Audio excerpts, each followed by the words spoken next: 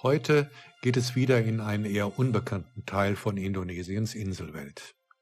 Wir machen uns auf den Weg nach Wakatobi, einer Inselgruppe, die vor dem südöstlichsten Zipfel der Insel Sulawesi am Rand der Bandasee liegt. Die Anreise ist immer noch ziemlich kompliziert. Nach dem langen Flug von Deutschland nach Bali oder Jakarta geht es am nächsten Tag mit dem Flieger über Makassar weiter nach Kendari und von dort zur Insel Wangi Wangi.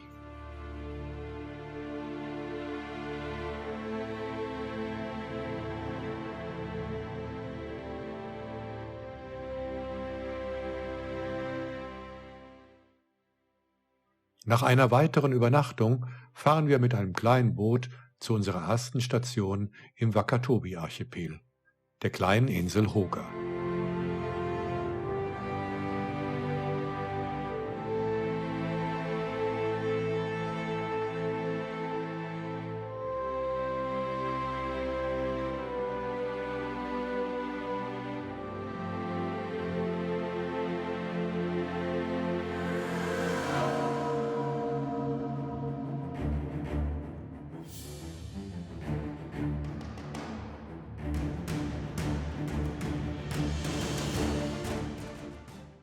Tatsächlich hat sich das Hoga Island Resort seit meinem letzten Besuch vor knapp 20 Jahren kaum verändert.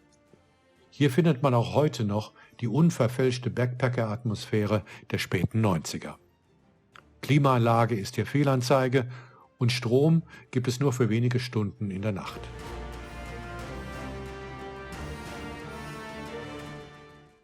Süßwasser ist ebenfalls Mangelware. Immerhin ist das Sunset-Bier meistens einigermaßen kalt, also definitiv keine Unterkunft für verwöhnte Touristen.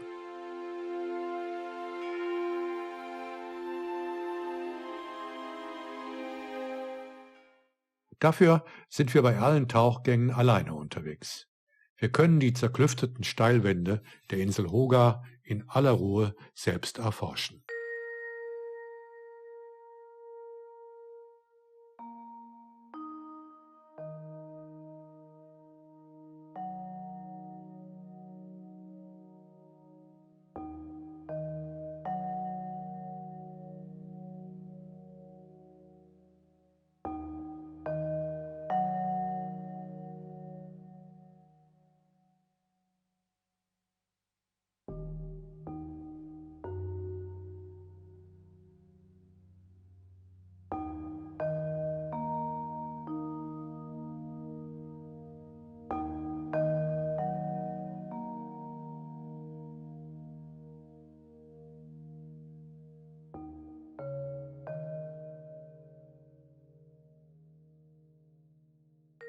Im 28 Grad warmen Wasser gibt es in den Klüften und Überhängen immer etwas Interessantes zu entdecken.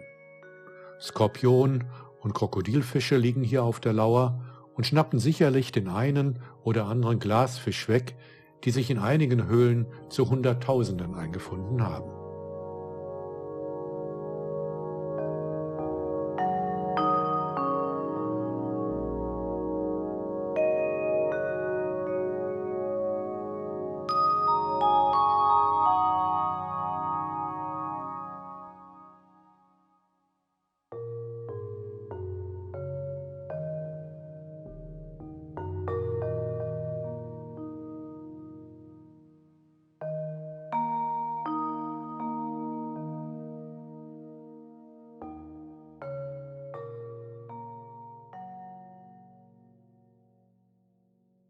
Draußen vor der Wand begegnet uns ein Schwarm von Fledermausfischen.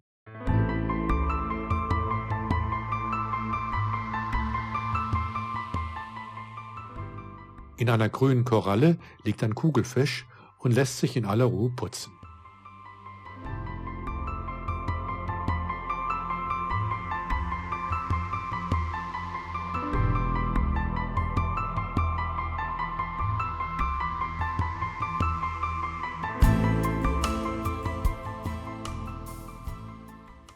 Ein Tintenfisch beäugt uns überrascht.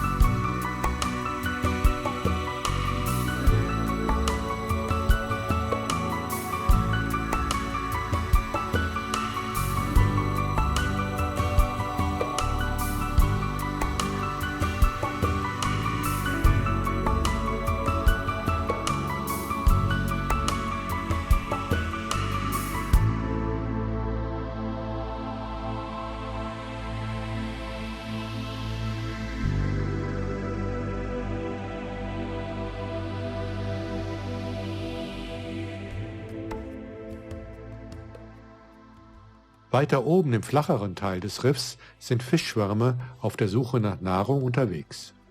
Und immer wieder sieht man Anemonenfische in ihren Wirtsanemonen.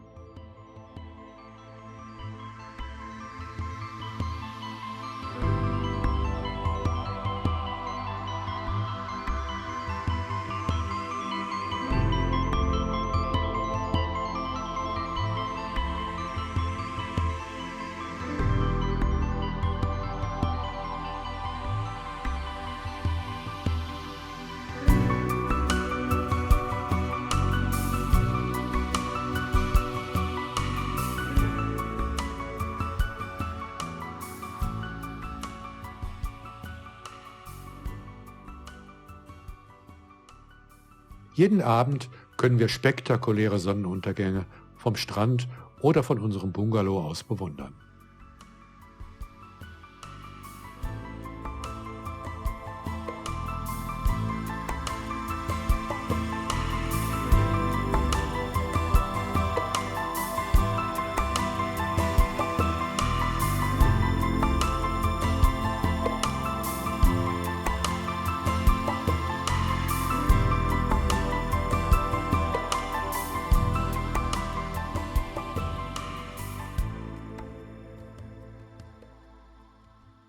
Am nächsten Morgen sind wir wieder unter Wasser unterwegs und erkunden die Korallenriffe von Hoga.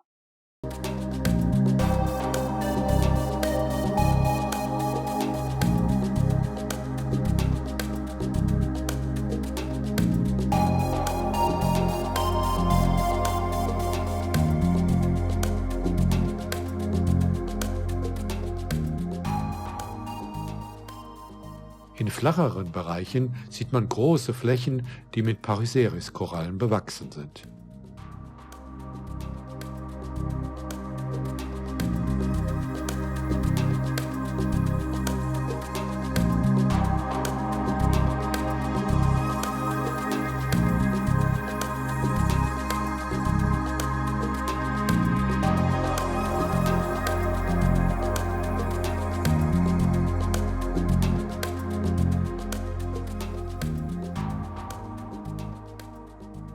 Diese erstaunlich saubere Karettschildkröte hält hier ein Nickerchen.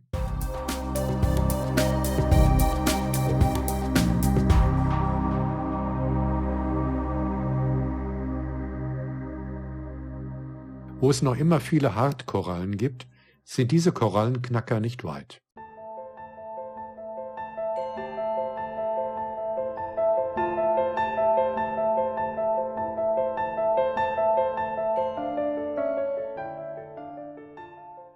Ein Schwarm von Büffelkopf-Papageienfischen ist hier zugange.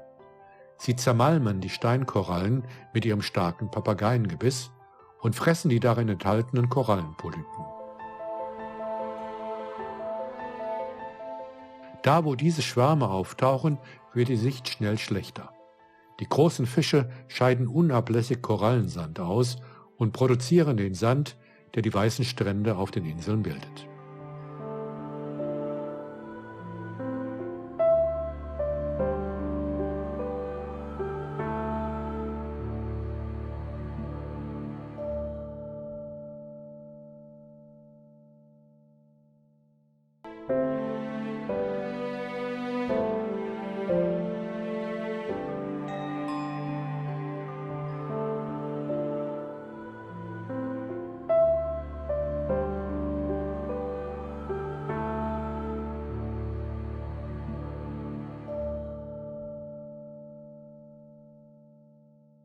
Auf den Wakatobi-Inseln leben viele Badjos.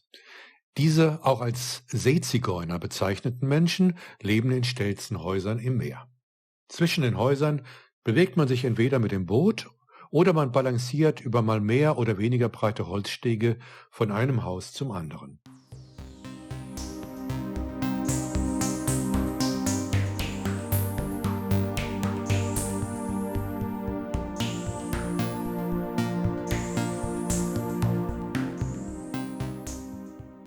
Die Menschen hier leben vorwiegend vom Fischfang und vom Verkauf verschiedener Produkte des Meeres. Einige fischen noch immer mit selbst hergestellten Harpunen.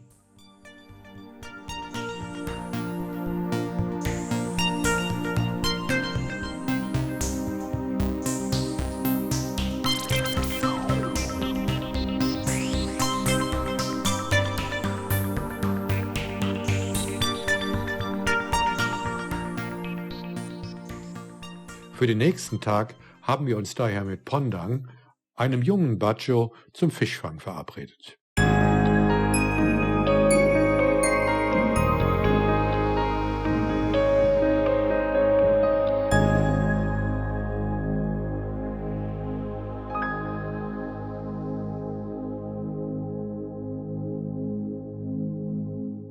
Wir sind beeindruckt, wie lange er unter Wasser bleiben kann und mit welcher Präzision er die eher unhandliche Harpune bedient.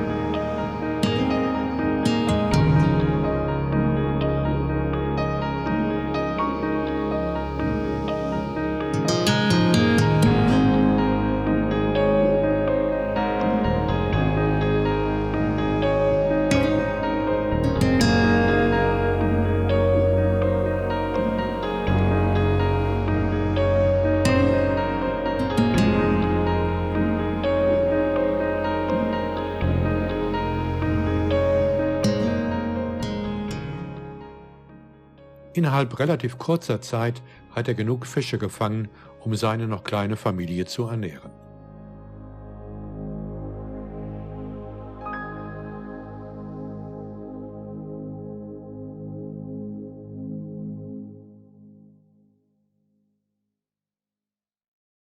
Pondang hat sich auch bereit erklärt, uns am nächsten Tag zu unserem nächsten Ziel, der Insel Tomia, zu befördern.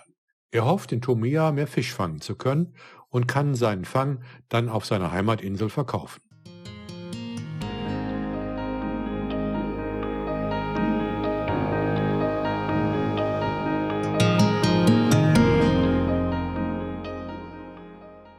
Wir machen es uns auf seinem kleinen Boot einigermaßen gemütlich und versuchen uns, soweit es geht, während der etwa 3-stündigen Fahrt vor der brennenden Tropensonne zu schützen.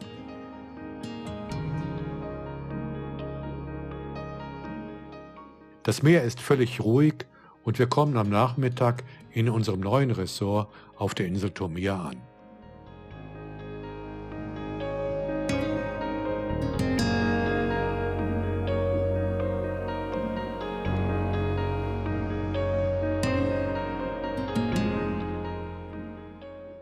Es ist ungleich komfortabler als unser altes Zuhause auf Hoga und die Sonnenuntergänge sind mindestens genauso schön.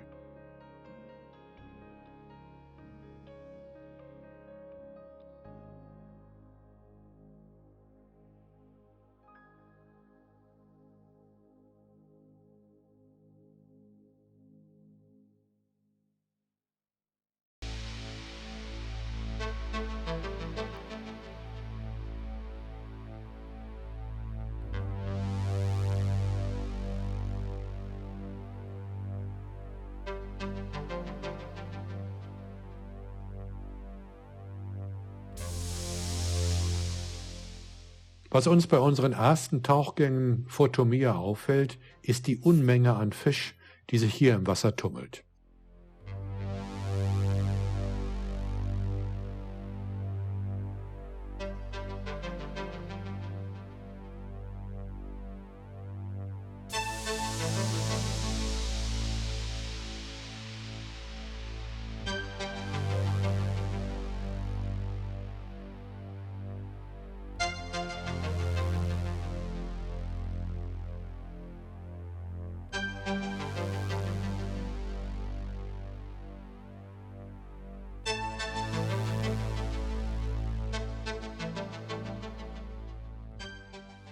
Es sind zwar vorwiegend Sardinenschwärme, die sich hier im Freiwasser zu immer neuen Formationen zusammenfinden und manchmal so dicht sind, dass man seine Tauchpartner zwischen den Fischen nicht mehr erkennt.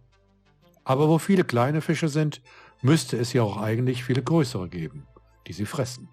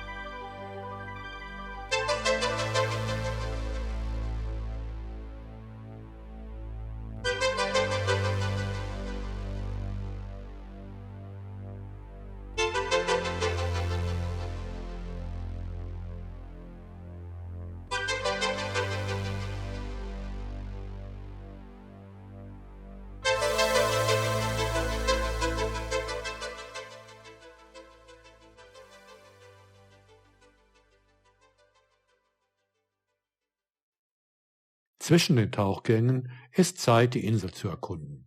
Wir werden überall freundlich begrüßt.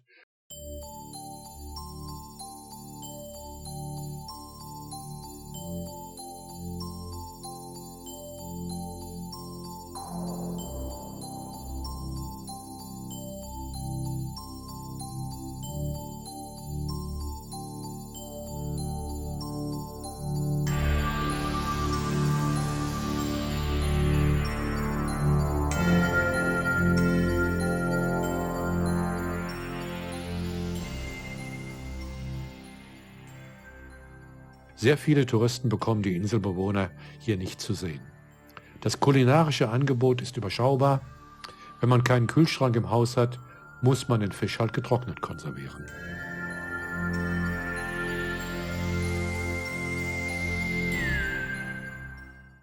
Wir erkunden weiter die sehr artenreichen Riffe rund um Tomia.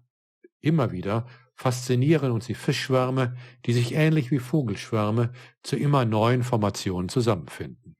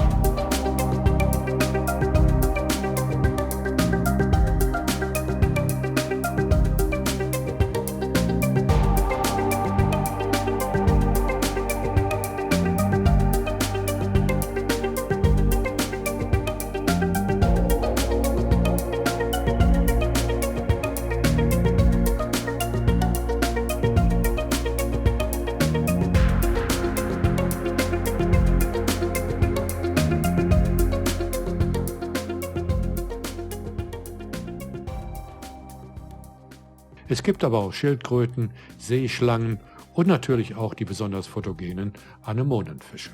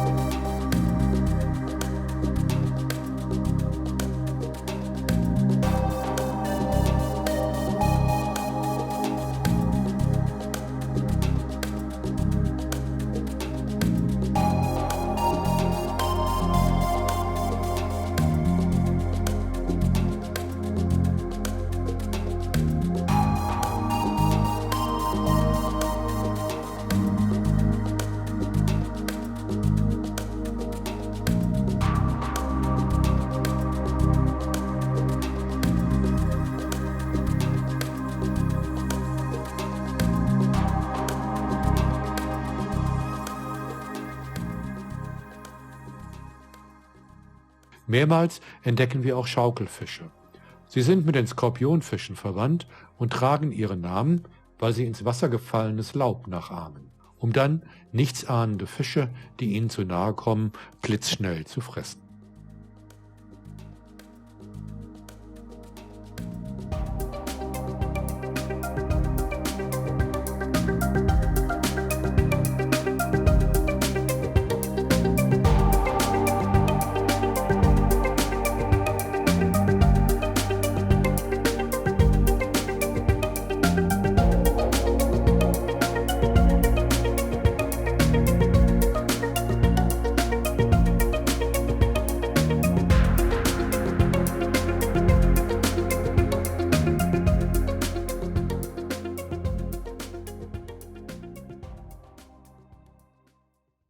Auch die schon von Hogar her bekannten Büffelkopf-Papageienfische sind hier unterwegs.